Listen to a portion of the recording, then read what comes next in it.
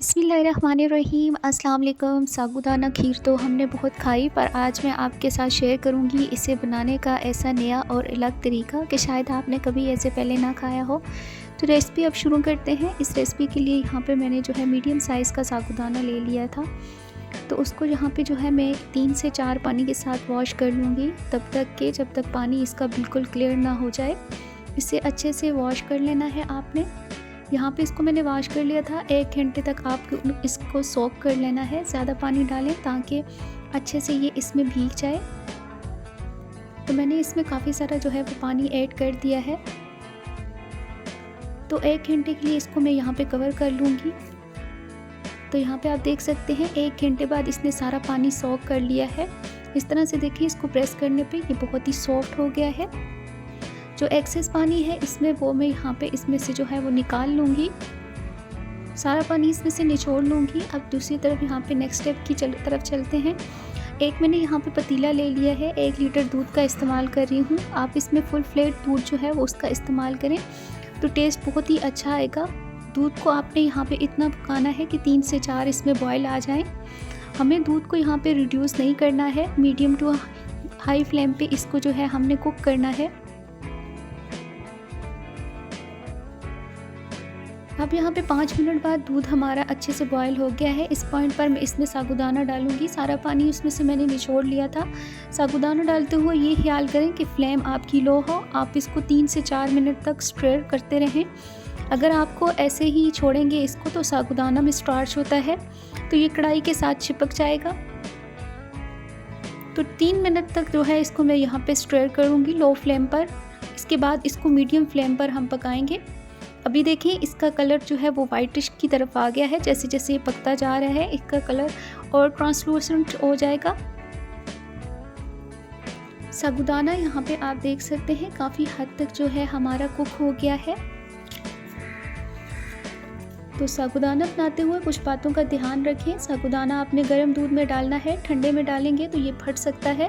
दूसरा ये कि साबूदाना खीर को ओवर कुक ना करें, क्योंकि ठंडा हो जाने के बाद साबूदाना खीर और ज़्यादा गाढ़ी हो जाती है। तो इस तरह से कॉन्टिन्यूसली हम इसको चलाते रहेंगे।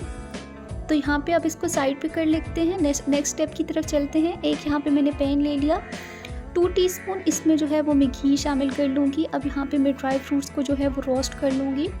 यहाँ पे मैंने जो है वो काजू ऐड कर दिए हैं। आप जो है इसको ऐसे भी डाल सकते हैं, लेकिन अगर आप इस तरह फ्राई करके इनको ऐड करेंगे तो इससे इसका फ्लेवर जो है वो और इन्हेंस होगा।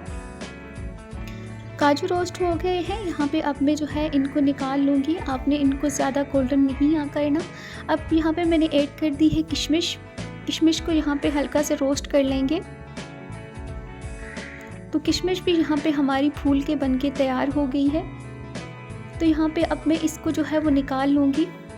अब साबूदाना खीर को स्पेशल बनाने के लिए हम बनाएंगे कैरामल। तो घी में मैंने यहाँ पे चीनी ऐड कर दी है तकरीबन 1.5 कप। साथ में थोड़ा सा पानी भी इसमें शामिल कर लेंगे। अब यहाँ पे इसका मज़ेदार सा कैरामल बना लेंगे। लो फ्लेम पर हम यहाँ पे इसको पकाएंगे। हाई पर पकाई तो इसमें जो है वो कड़वापन आ जाएगा। कैरामल पकते हुए तकरीबन 3 से 4 मिनट लग जाते हैं, लेकिन आपने इसको लो फ्लेम पर ही बनाना है। इस तरह ये कड़वी नहीं बनेगी। तो हल्का हल्का यहाँ पे इसका जो है वो कलर चेंज होता जाएगा। तो यहाँ पे मैं इसको कॉन्टिन्यूसली चमचे को हिलाते हुए पकाती जा रही हूँ। 3 से 4 मिनट हमारे तकरीबन लग जाएंगे। अब आप देखिए इसका बहुत ही मज़ेदार डार्क सा कलर आ गया है। 3 से 4 मिनट तक मैंने इसको पका लिया था। गोल्डन ब्राउन कलर इसका आ गया। अब इसको हम हल्का सा ठंडा कर लेंगे। ज़्यादा गर्म भी हम जो है वो ऐड नहीं करेंगे। इससे जो ये है कि हमारी खीर फट सकती है, तो ना ही बहुत ज़्यादा ठंडा करेंगे। तो फ्लेम को यहाँ पे मैंने ऑफ कर लिया था।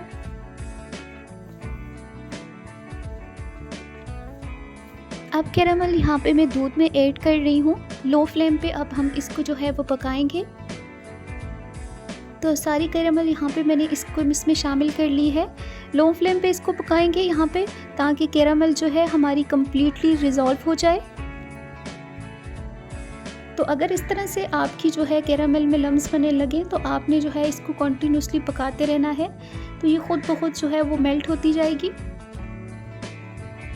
तो अच्छे से यहाँ पे इसको 3 से 4 मिनट तक लो टू मीडियम फ्लेम पे हम पका लेंगे। तो अब देख सकते हैं बहुत ही मज़ेदार इसमें कलर आ गया है। इसका टेस्ट भी बहुत ही डिलीशियस होता है।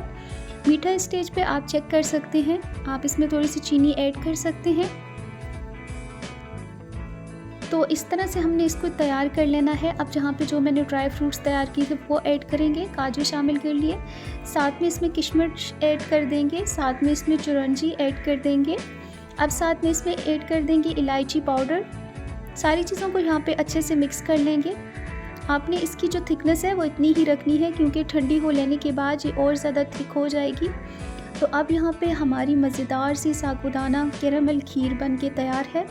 होप सो आपको आज की रेसिपी अच्छी लगी होगी।